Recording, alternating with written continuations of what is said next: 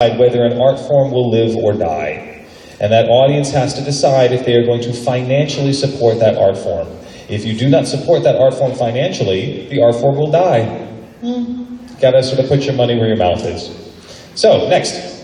Hi, I'm a big fan of your podcast, and you talk a lot on it about the importance of being a character versus demonstrating a character. I was wondering if you could elaborate on exactly what you mean by demonstrating versus being? Sure.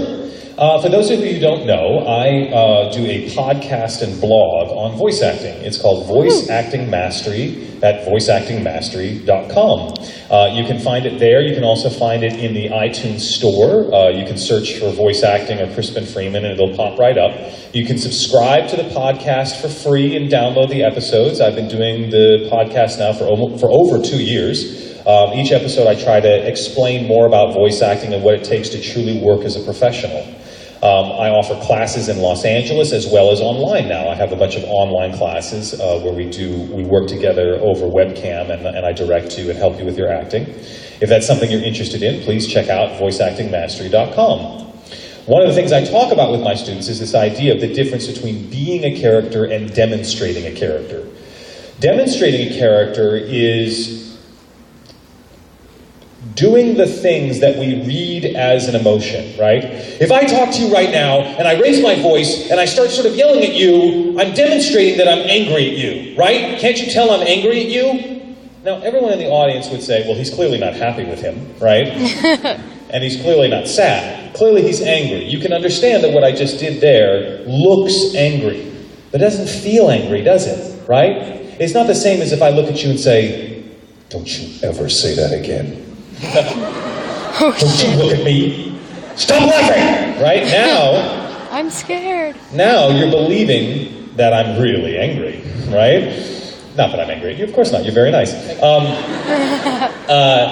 That's a demonstration of the difference. Now, what's going on inside my head when I do that? When I'm demonstrating the character, I'm keeping my own emotions hidden.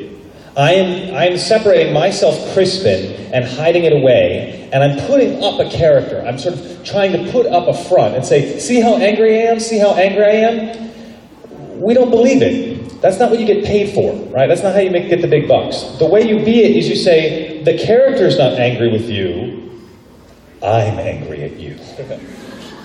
If Crispin is angry at you, now we have something to talk about.